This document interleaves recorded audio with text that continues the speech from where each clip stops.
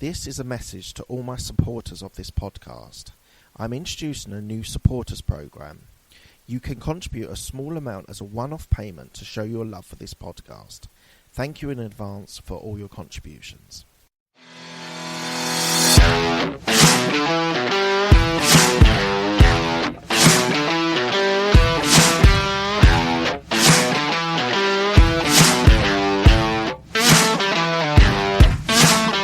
I just wanted to let you know before we start the podcast that I am doing an online podcast course, how to be able to create, get your guests, scale it and monetize it. So please do go to abmpodcastcourse.co.uk and go into the contact us bit. I'm looking for new people to be able to be a podcast creator and really to be able to develop their skills and knowledge into a podcast. So as I said, go to abmpodcastcourse.co.uk and sign up. Thanks.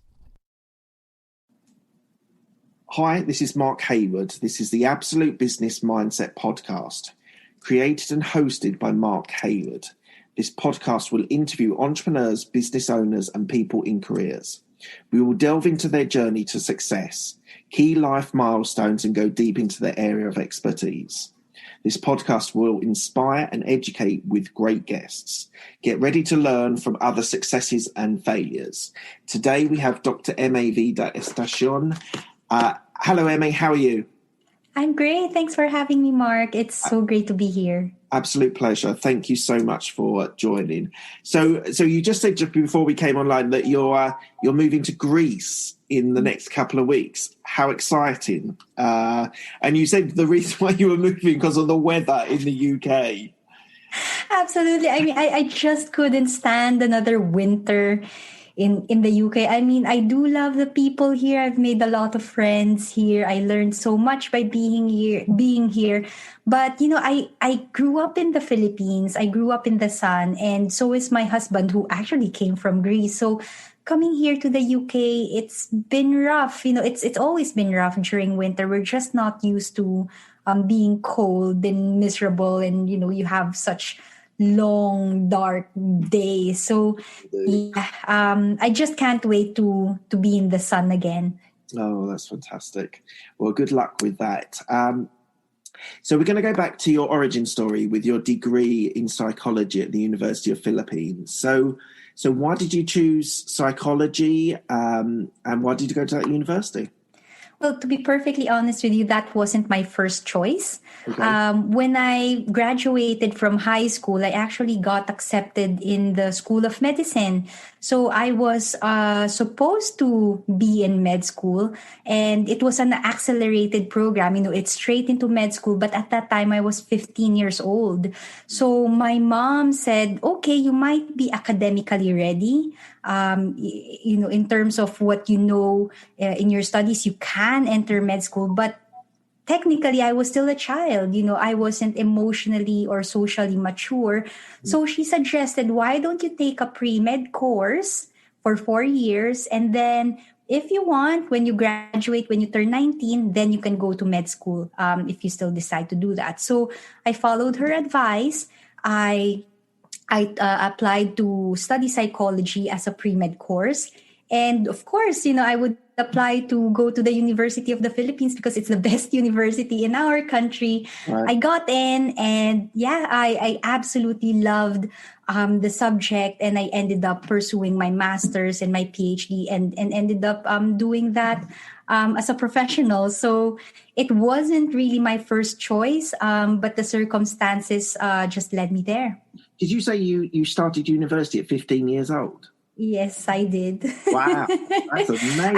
I just started really young, and I skipped 7th grade. Yeah, I just skipped 7th grade. That's it. Just because you could.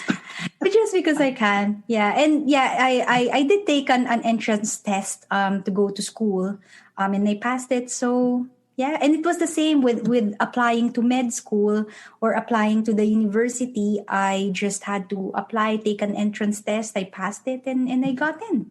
Oh, well, fantastic. So tell me a little bit about your background and your lifestyle that you had in the Philippines. Right. Well, I would say that we actually were in a bubble. We were super protected by our parents.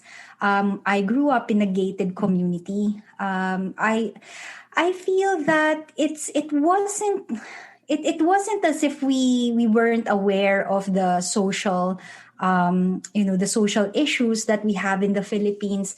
In fact, when I was doing my degree in psychology as an undergrad, I did participant observation, and I pretended to be a street child for a day just to have that experience of what it's like to live in those circumstances. I ended up getting arrested.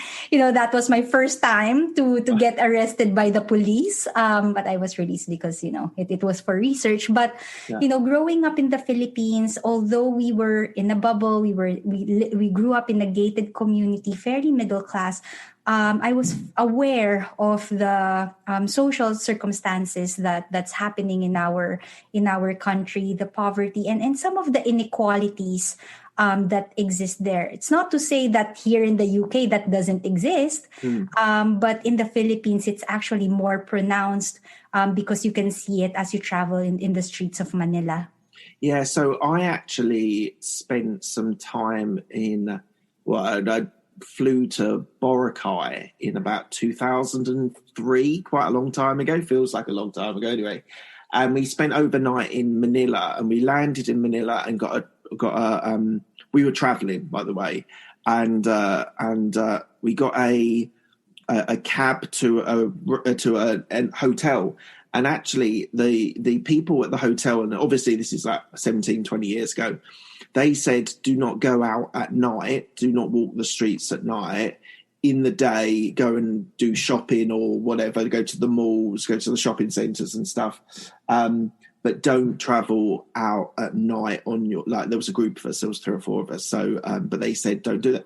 Is that still representative of Manila now? It's quite hard to say because, as you've said, that was like 2003, several years ago. And I actually left the country in 2002. And I have to say that was fairly accurate at that time, that you do have to be careful as you go out in the streets because you could get mugged, or, if you don't know the area, then there's that potential risk. The last time that I went home was last year, and I just couldn't recognize. I couldn't recognize the city anymore. It was so developed. They have all these high-rise buildings. So I can see that they've made huge progress over the past of years. So we are progressing as a country. There's a lot of development happening there. Yeah. I'm not entirely sure if the wealth is being distributed evenly, because you might be growing in terms of the development of the country, but if it's not being distributed in all sectors of the society, then that might actually cause even more trouble. Yeah. But from what I've seen from the last time that I was there, I was quite impressed with all the developments. It's looking cleaner. It feels a lot safer than when I remember it as a child. Yeah. And Boracay was absolutely beautiful. Oh, I have to say, Boracay is popular among the tourists. Yes. But we have 7,000 islands. Yes. So Boracay is just one of the many islands, and there are so many beautiful islands there. And to people who are listening to this, I would recommend, exploring that. I would recommend it as well. It was idyllic. It was obviously this is like 18 years ago, 17 years ago, but it was literally one of the most beautiful places I've ever been. I have to agree to that. And actually, okay, Manila is a city. It is so populated, but there's a lot to do there, because as I've said, there are so many developments happening there. And when you go to the countryside, the nature, it's just absolutely beautiful. And I would recommend people to explore the Philippines. It's a lot safer than it used to. Of course, you still have pockets of poverty, but I know that the communities there, they're working towards making the streets safer. Because we do learn over time, and we put things in place to protect everyone. Okay, fantastic. As I say, I love Philippines. Love Philippines. So why did you move to London? Why make that big move over to London then? Sure. So I graduated with my degree in psychology. I've made the decision to pursue my master's in health psychology. Initially, I was supposed to go to the States in UCLA because most of my relatives are actually based there. But I thought, okay, let's explore Europe because it might give me more experience. Try to live independently, explore what I can do. So I explored the UK because you can speak English here. I don't think I could go to Germany or, to Greece at that point because I couldn't speak their language. So I ended up going to the UK to pursue my master's in health psychology. And my initial plan was just to stay here for a year. I want to learn psychology, health psychology in particular, and then go straight back to the Philippines to set up my own health psychology practice. However, life, the circumstances directed me somewhere else. Just when I was about to finish my master's in health psychology, my supervisor asked me, "So, what are your plans now?" And I said, "Well, I want to go back to the Philippines. We don't have health psychology there. So I'm going to be the pioneer and introduce health psychology in the Philippines."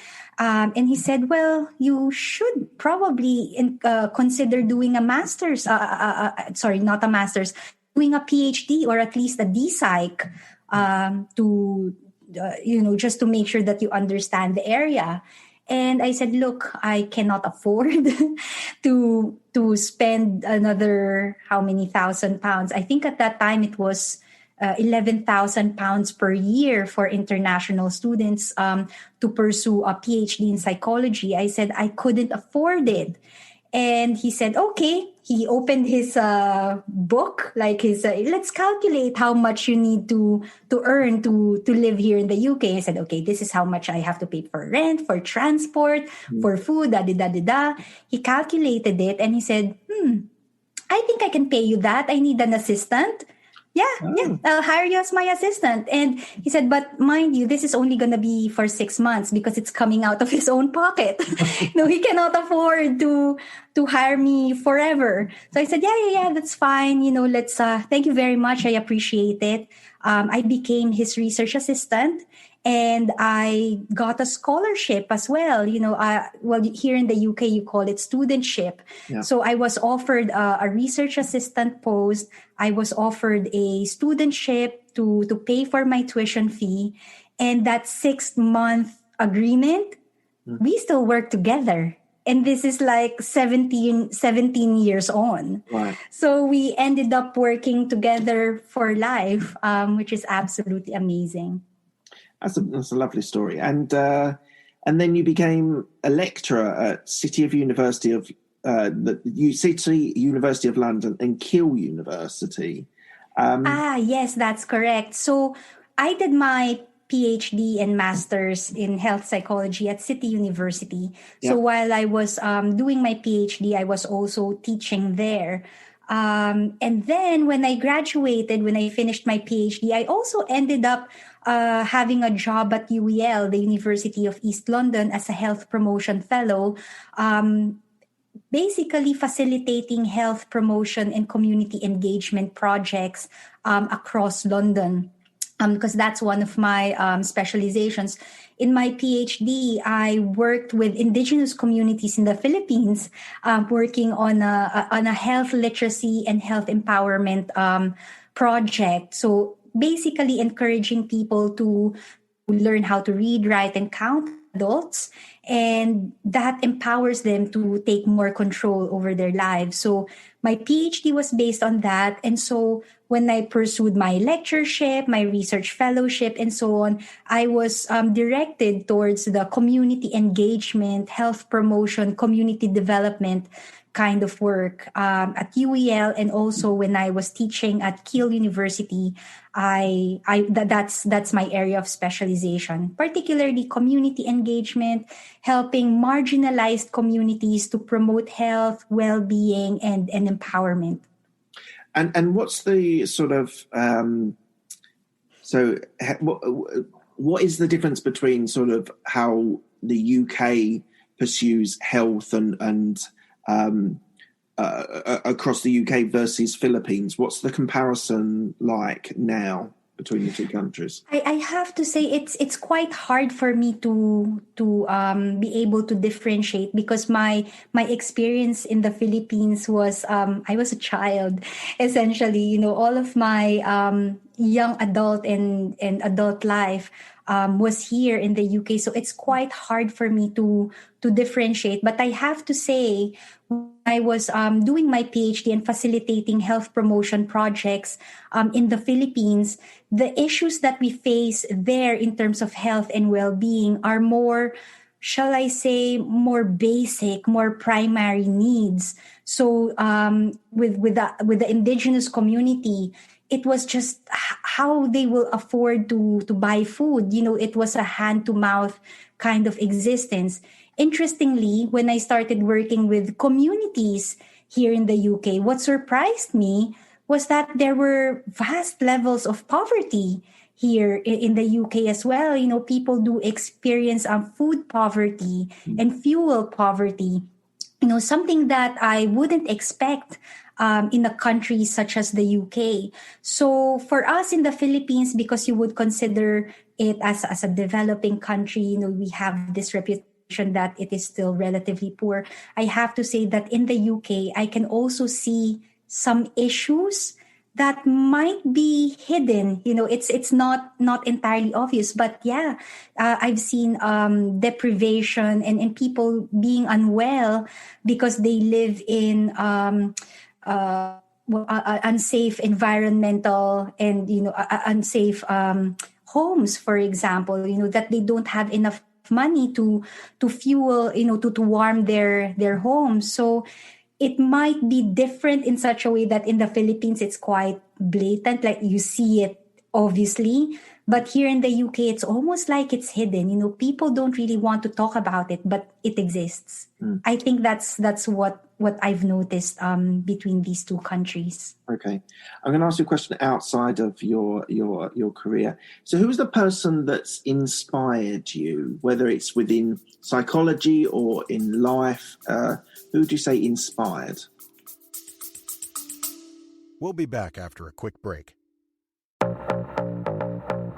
Hi, I'm Alex, the host of X Health Show. Meet the future of healthcare. Think X-Men, that's X Health. Actual superheroes behind programming living cells to cure cancer once and for all. Tech that detects preterm delivery in seconds, brain-computer interface, or apps that employ AI to match you, your disease, with the best treatment. X Health Show brings to you visionaries who push the boundaries of healthcare from Switzerland, the heart of Europe and the most innovative country in the world. Let me introduce you to their startups. Head to X Health Show, meet the future of healthcare. Happy to greet you there.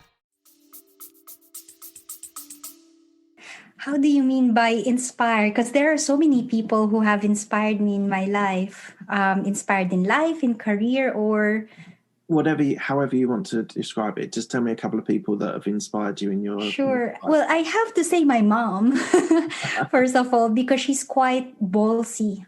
She's not afraid to take risks. She's not afraid to try things that even if it's gonna fail, there's a risk of failure, she's gonna try it out and find ways to make things happen. So for example, for me, coming from the Philippines, and I told her, look, I have this ambition to go to the UK and I want to pursue my master's and so on and so forth. At first, I was looking for funding for myself. I was looking for ways to finance myself, scholarships and so on, and I couldn't find it. But my mom found a way. She pulled some strings and to come up with the amount of money to get me here. So I think I find that inspiring, that even what seems impossible, she will make it possible and she will take risks. I have to say these are calculated risks. She wouldn't take risks blindly, but she's not afraid to take those risks and investing wisely as well, and making sure that that she plans ahead for the future. So I find that really inspiring. And I think that's, shaped the way I've made risks in my career and in my life as well. Okay, lovely. And then you moved to Newcastle, which... It's Newcastle under Lyme, not Newcastle up north. It's actually Newcastle in Staffordshire. Oh, okay. That changes my question. Okay, so you moved out of London into Newcastle. So let's move on then. So you speak 5 languages. Not fluently. Just so I can speak fluent English. As you can hear. I can tell. Tagalog, which is really Filipino. It's the main dialect that we use in the Philippines. I could also understand Kapampangan, which is the dialect of my parents. So when I did my research with the indigenous community in the Philippines, they were speaking in Kapampangan, and I was speaking in Tagalog, Filipino. So it's quite tricky, but I can understand them. I took some modules in Spanish, and now I'm learning Greek because I'm moving to Greece. I'm learning with my son, who is 5 years old. Okay, so tell me a little bit about your family. So you're married to a Greek, a person yes. from Greece. You met over here in London, in the UK. Yes. I met my husband in London. Right. My family is actually everywhere. We are scattered around the world. My parents are still in the Philippines. I'm here in the UK. My in-laws are in Greece. My sister is in Saudi Arabia, and her in-laws are in Lebanon, and my brother is in LA. Wow. So it's quite difficult to have family reunions. The last time that we were all together was in 2005 when my sister gave birth to her firstborn. So that was 15 years ago. So I haven't seen, we haven't been together as a family for that long. It's not easy, but with the wonders of technology, we can still keep in touch and keep each other updated. I mean, I talk to my parents every day, particularly in lockdown. Yes. My son talks to them every day. So yeah, even if we are around the world, we can still get in touch. And how has lockdown been for you with COVID? I have to say it wasn't that difficult because my business is online. I'm used to working from home. I'm set up to work at home. I'm fortunate that I have a garden. We are fortunate that we live in the countryside. So we just step out of our doorstep and, we're surrounded by green. So it wasn't as difficult for us. And I have to say, since lockdown, I've been able to focus more on my business, and business actually flourished during lockdown because I do help people to write and publish their books on Amazon. And because of the lockdown, my clients found the time. Now they have the time to write their books. So yeah, it wasn't as difficult for me than for those who have bricks and mortar businesses. Because my business is already set up online, it hasn't really impacted on me as much as other businesses have. Right, we'll come on to your authorship and your business, because I want to go deep into that. But another question, do you have a coach or a mentor at the moment? Well, in terms of a coach and a mentor, I have several people that I would consider as a coach and mentor. I have to say the very first one was my supervisor from way back in 2000 to 2003 when he hired me as his research assistant. So in terms of my academic standing, I would consider him as my mentor. But I also have a coach and a mentor in terms of someone who shifted from academia to coaching practice, psychology coaching practice, because that's a different that's a different ball game. Academia is also like a bubble. You just do your own research, you teach in the classroom and so on. But when you run your own business, when you run your own practice, you have to deal with so many things. So I do have a mentor who helps me in that respect, and in the chambers of commerce, because I was also a member of the chambers of commerce. Someone was also coaching me in my business, and I also have another business and finance mentor to help me keep track of my numbers. So there are different, and I do have a self-publishing mentor as well. So as it's for me, I just find it.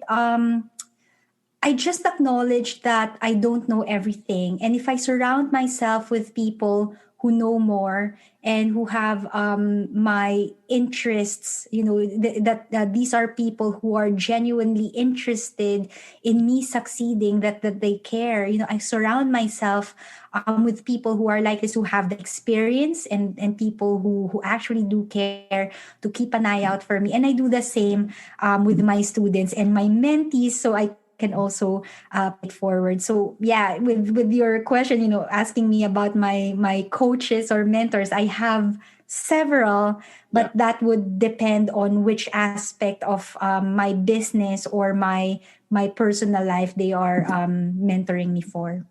Lovely. So then you took a change. The PAME code. You were a psychologist and an author there. So you moved into business and sort of helping authors write books.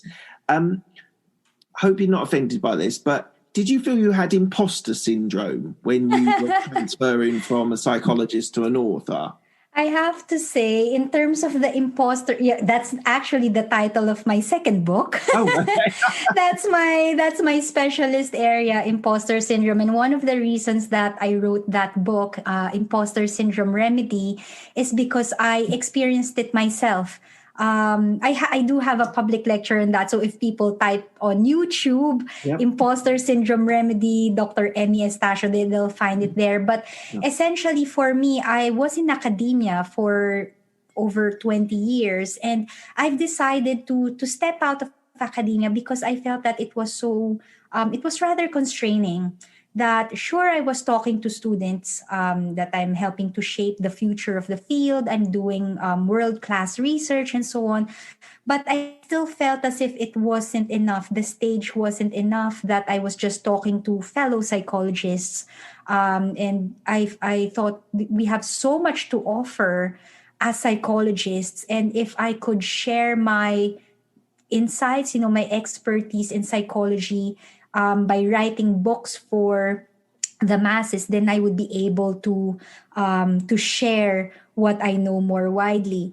I have to say, when it comes to imposter syndrome, when I was writing my books, I felt as if, I might get caught out. Maybe people might figure out that I'm just fooling, I'm just fooling them. And I have to say, as an academic, I don't know if people are watching this on video or if they're just listening on it as an audio recording. But when I was a young lecturer, I did have a baby face, so I was always mistaken as a student. So I did question myself about my abilities to teach, and questioning what I know. But I did manage to learn strategies again, being a psychologist, and with me writing a book about imposter syndrome, it helped me to consolidate the strategies that will help me to overcome imposter syndrome, so I could take bigger steps. I could take the leap and step into areas that is unfamiliar. Because the thing is, with imposter syndrome will be magnified if you try something new. And for me, being an academic, I'm traditionally published. I have a traditional publisher. When I stepped into the self-publishing arena, I felt like, okay, I don't know much about this. I need to learn about marketing. I need to learn about how to promote my books. And instead of burying my head in the sand and denying that there are skills that I have to develop, what I did was I acknowledged the gaps in my knowledge. I acknowledge that I have gaps in my skills in marketing and self-publishing. So what I did, I trained myself. I got myself a mentor. Yeah. So I met my self-publishing coach and I developed my skills, and now I feel confident about it. So it's okay to feel imposter syndrome. It's okay to acknowledge that you have limitations, but you need to be aware that there are ways to fill these gaps in your knowledge and your skills. Reach out to people who can support you, learn about things that you don't know about, and that way you can grow and flourish and don't feel that way anymore. So that's what I did. Even if I was afraid at the start, because for me, writing was sort of the easy part. It was the marketing and publishing that I sort of struggled with.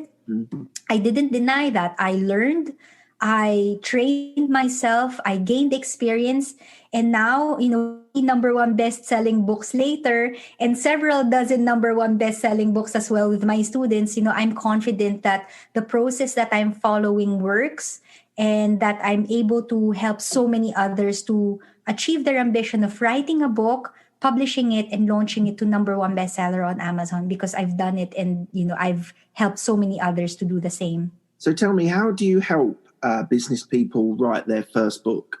Awesome. Well, I do have several ways, because people have different learning techniques, different learning styles, if you like. So there are those who are self-driven. They can learn on their own and move at their own pace. So I do have an online self-paced course that they can take, and all of the steps are outlined there. But what I've noticed, and this is fascinating, is why I ended up developing my other programs, is that there are people who would buy my course. They would pay good money to buy my course, but they will just buy it, park it, and not do anything about it. But what I want is for people to make use of this information so they can have the outcomes that they desire. So what I found was people want information, but they also want the accountability and support. They want someone to hold them by the hand and encourage them to keep going, because writing a book and publishing it can be quite an isolating experience. You're writing on your own. You are preparing your marketing plan on your own, and so on. So for me, I launched my Get It Done Challenge, which is a 12-week online, we have group coaching online to help aspiring authors, particularly entrepreneurs, coaches, visionaries who have this message or expertise that they want to share with the world by writing a book and launching it to number one bestseller on Amazon. So I started my Get It Done Challenge. I only launch it twice a year. I have the January and June cohort, and I only take 35 students per cohort. So we go through the process with them for 12 weeks, take it one step at a time. We meet every Friday to make sure that they actually did what they were supposed to do. And it absolutely works, because, again, what I found with those who were taking the online course, they kind of feel overwhelmed that, oh my goodness, there's so much to do. You write your book, and then there's a whole list of, you need to find your editor, your cover, your formatting, your promos, da. They feel overwhelmed, that they get paralyzed by the amount of tasks that they need to do. With the Get It Done Challenge, because it is a 12-week program, we have very specific tasks each week, and we take it one step at a time, so they don't feel overwhelmed. They can just focus on that task. So for example, in week 1, we talk about what is the purpose of your book? Why are you writing your book? And we do the keyword research as well, which means that we look at the Amazon Marketplace. We check what is in demand. We check for the quote-unquote high traffic keywords, so we can identify what people are looking for when they look for books on Amazon. So with my students, even before they start writing their book, even before they lay the first word of their book, in week 1, we've already done our keyword research. We understood what people are looking for on Amazon, so they can be confident that the book they are writing will serve the people who are looking for those kinds of books on Amazon. So we have every week, one task at a time. We have our weekly group coaching calls, and we sort of build like a really supportive community there, because all of my students are on the same boat. They're all doing the same tasks every week. And when someone struggles or someone asks a question, they support each other, which actually makes my job so much easier because they keep an eye out for each other. You have this sense of camaraderie that they are all struggling with the same things, that they are all learning together, that they are all making progress together. And for the past couple of weeks, because we just finished the June cohort, so many of my students are launching right now. And every single time someone hits that publish button, they get to number one bestseller, and we celebrate. We celebrate as a community because we've seen each other start from scratch, write their books, publish it, and launch it, get to the number one spot on Amazon. So it's absolutely wonderful. I absolutely love facilitating that Get It Done challenge. Before I thought, maybe I'll just do, create a course, leave it there, let the students learn on their own. But I have to say, now that I have the Get It Done challenge, I absolutely love going through the process with my students, watching them flourish and progress through the program. And I feel this huge sense of satisfaction when they actually hit that publish button and get to number one bestseller on Amazon when they launch their books. I can tell, I just hear from your passion of how much you love doing it. It's amazing. How do you get your clients? How do you mentioned earlier on about marketing. What's your sort of strategy to get clients onto your 12-week challenge course?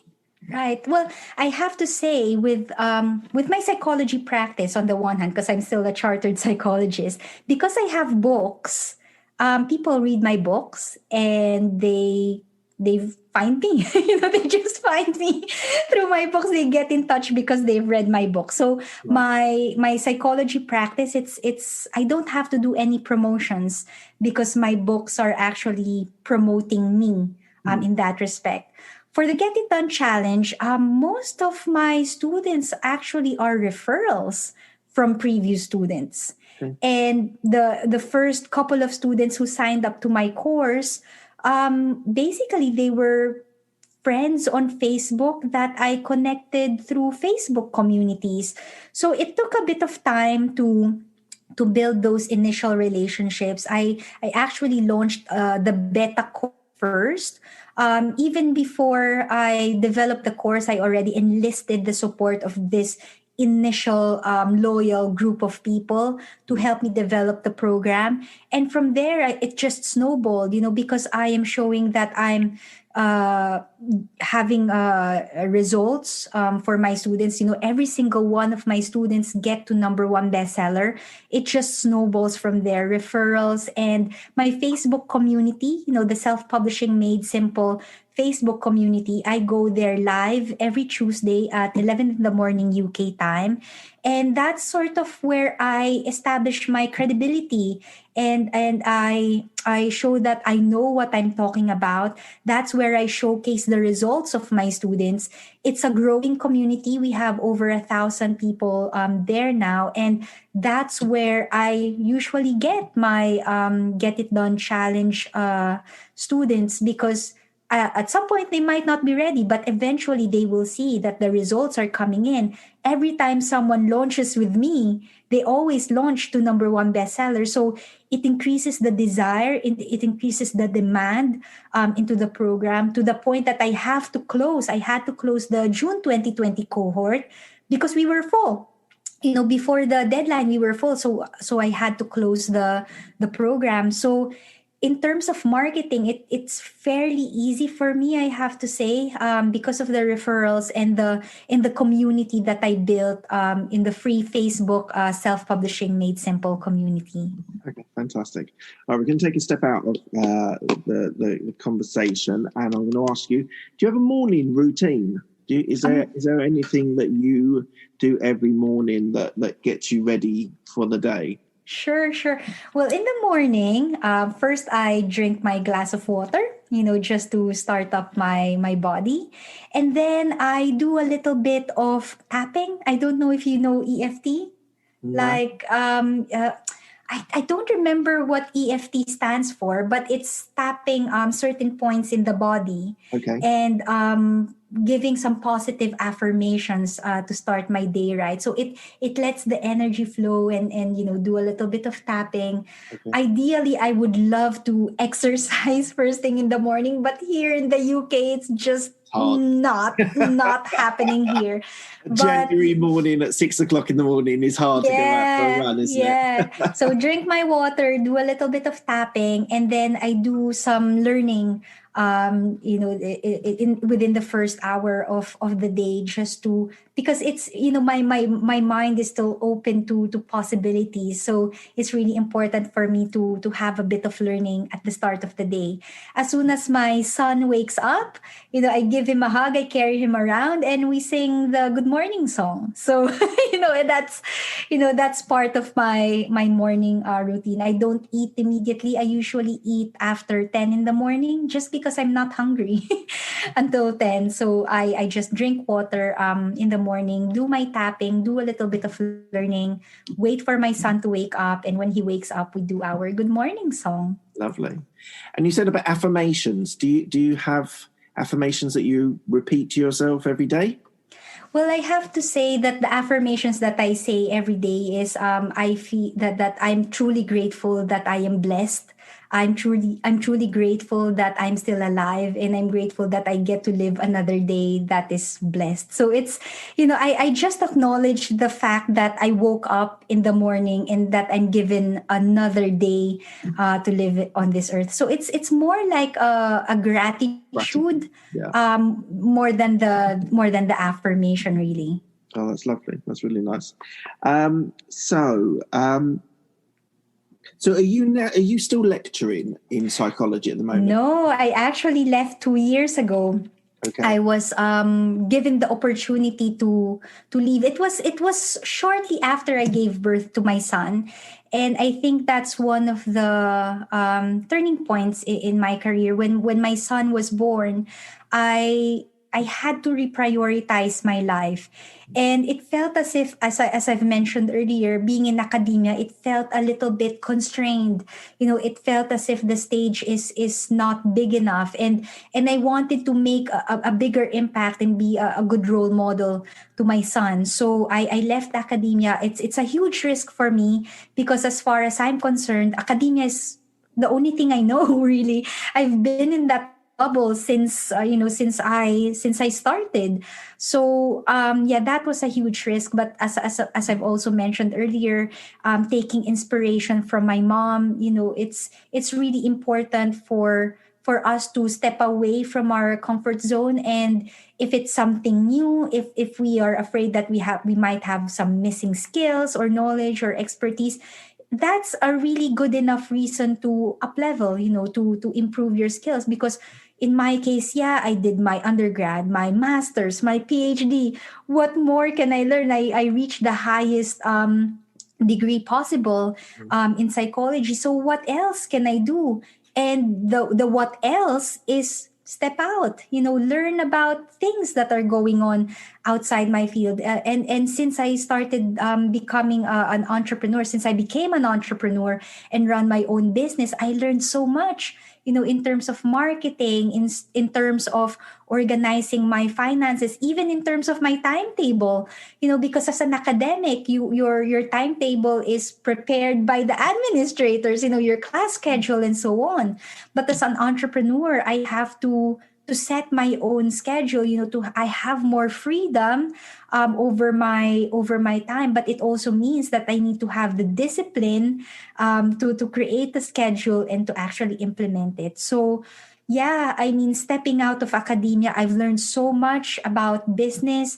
I've learned so much about what I would say, quote unquote, the outside world, because it does feel like you are in a bubble when you are inside academia. I learned about IT, I created my own website. I learned about design and promotions and podcasts, so many things that I wouldn't have known about if I stayed in academia and not pursue what I'm doing now. Just to explore that a little bit, because you've talked a lot about the change from academia to business, but there's actually something very fundamentally different in academia, which you are looking for grants from charities, government, non-profit organisations and things, and from universities, versus actually running your own business, working out your finances, working out what's incoming, what's outgoing, spending on, like you say, you don't spend a lot on marketing now, but spending on to invest in yourself or your product or your cause. That must have been one hell of a journey of that shift as mindset. Well, I have to say, just explore the mindset shift that you actually had to move. I have to say, Mark, well, that aspect was easy for me because as an academic, yes, you were right. We had to apply for grants for our projects. And I was quite used to that, trying to present my projects in a way that it is appealing to the commissioner. And in the same way, when we try to pitch our services or our products to customers, you still have to be in that mindset of what I can offer and what I can give to you. So there are some parallels there. And when I was in academia, because I was the project leader in all of the grants that I would apply for, I would know about timeframes and budgeting and how much we can spend on this. Actually, when you apply for grants in academia, you have to itemize all of your spend, and including staff and full we call it full economic costing and so on. So there was a lot of admin, if you like, in terms of getting grants in academia, running the project and closing it and so on. But the difference is that in academia, whether the project gets approved, whether you get the funding or not, you will have your salary in your pocket at the end of the month. Yeah. That's the difference. Yeah. There you have the security that, whether you get the grant or not, you will still get paid. And that, I think, gives academics the freedom to explore, adventurous projects and, try things out. You become driven by producing good quality research because there's no risk of you not getting food on your plate at the end of the month. On the other hand, as a business owner, as an entrepreneur, it has to work. The cash flow, you need to inject cash into your business, because if it dries up, then that's the end of it. So I think that's the difference between the two. There's a bigger risk as an entrepreneur because the quality, whether or not you're able to sell your products or services, your income is dependent on that being a success. Whereas in academia, where your grants or projects are obviously, for most of us academics, we are driven by the scientific rigor. We want to establish our credibility. We want to to have our publications and so on, the pursuit of knowledge, that kind of stuff. But as far as the financial, personal financial position is concerned, there's not really a huge risk, because at the end of the month, you are an employee, you get paid. Yeah. All right, we're coming to the end of the podcast, and I ask my guests 6 questions. They're quick fire questions. They don't need a quick fire answer, but number 1, what's the best decision that you made? Yeah, the best decision is me leaving academia. I have to say, I keep telling my husband this. I actually did leave 2 years ago. And now with what's happening with COVID and so on, I was telling my husband, I feel as if my timing was perfect to leave at the time when I left, because that gave me a 2 years head start to establish myself, to find my feet, to understand how this online thing works. And when this COVID thing hit, I already knew what I was doing. So I now have more freedom over my time. I have more freedom to spend it with my son, to see him grow up, not to be tied in, in my office. I have that freedom and flexibility, and the time that my son is a kid, it's limited. Yeah. So whatever happens, I just absolutely love that. I think it's the best decision that I've ever made, and that I get to spend time with them right now. Fantastic. What's the best piece of advice you give them? Oh, the best piece of advice. Yeah, the best piece of advice I've been given is to be kind to myself. Because I have this tendency, again, I talk a lot about this in my book, Imposter Syndrome Remedy, because one of the characteristics of imposter syndrome is maladaptive perfectionism. It's okay to be a perfectionist in such a way that you review your performance, you try to better yourself, and so on and so forth. But with me, being a maladaptive perfectionist, it's, I'm someone who would do something. I do a good enough job, but I would beat myself up for not being perfect. So the best piece of advice that I've received, it actually came from one of my students, Julie Leonard. She's the author of Intentional Happiness. And she told me, look, Emee, you just have to be kind to yourself. You need to show yourself a bit more compassion. And that way you become happier. When you are kinder to yourself, you're able to embrace yourself regardless of your imperfections, and you'll be able to enjoy life more when you are kind to yourself. Good piece of advice. We might have already covered this, but I'm going to ask it. Who's the person that's helped you most in your career? I probably should name him. It's Professor David Marks. Right. Because he was the one who believed in me. We only just met. I was just one of his students in one of his classes. And for some reason, I don't know if he saw potential that, we can work together. And I think for him, he saw that I'm quite passionate about social issues as well, in terms of community development, health promotion, and so on. So he gave me that opportunity to work with him, to train with him. And even until now, we write books together. We have textbooks together. And, I think it's not just that giving me a career, opportunities in my career, but that self-confidence. It was a huge boost that there's this big name professor who believed in me. So yeah, I'm deeply grateful to Professor Marks. Okay, fantastic. Do you have any regrets? My regret, I don't have a lot, but my regret is that I haven't done this sooner, that I haven't left academia sooner. Right. I actually left academia, I think my son was 3 years old. Right. For me, if only I have left sooner, I would have spent his baby years, enjoyed his baby years more. I couldn't get that back anymore when he's just crawling around and so on. I was there at the university, spending 60 hours a week, preparing for research and teaching and so on. I couldn't get that time back anymore. So yeah, that's why I've said earlier, my best decision is leaving, and my biggest regret is not leaving sooner. Right. What are you most proud of? My son. My son. I just couldn't believe that person came out of me. So I'm deeply proud. I'm deeply proud that I have my son. What does legacy mean to you?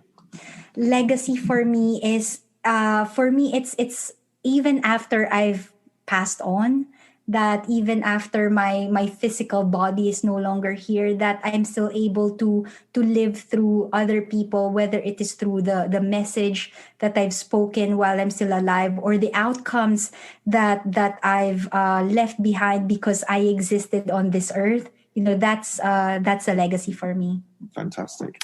Okay, Emee, where can people find you if they want to find out about the courses, about the books? Please share with me. Sure. Well, I think the easiest way to find me, because I'm most active on Facebook, is to just join my self-publishing Made Simple community.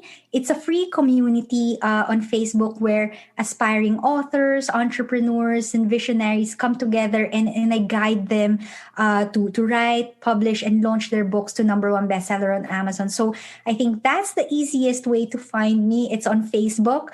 But if you want to find out about my books, about my courses, videos, and so on, just Google Emee Estacio. It's quite easy for me. It's quite easy for people to find me on the internet. There's only one Emee Estacio, I think, in the world. Well, I Googled myself as well, and all the hits were mine. So you can find me on Google. But yeah, if you want to get in touch with me, find me on Facebook. The community is called Self-Publishing Made Simple, and we'll be happy to get you on board.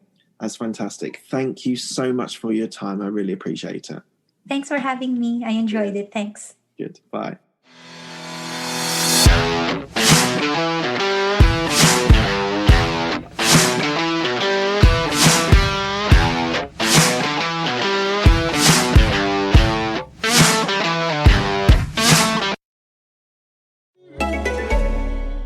As a small business owner, you're always running to a meeting, running errands, running out of time. Now, one thing you don't have to worry about is running payroll. Meet Roll by ADP, a first-of-its-kind chat-based payroll app that's powered by AI. Roll is the faster, easier, smarter payroll app. So don't overthink it and say hello to a whole new way to payroll. Download the Roll by ADP app today or go to getroll.com/chat. That's GETROLL.com/CHAT.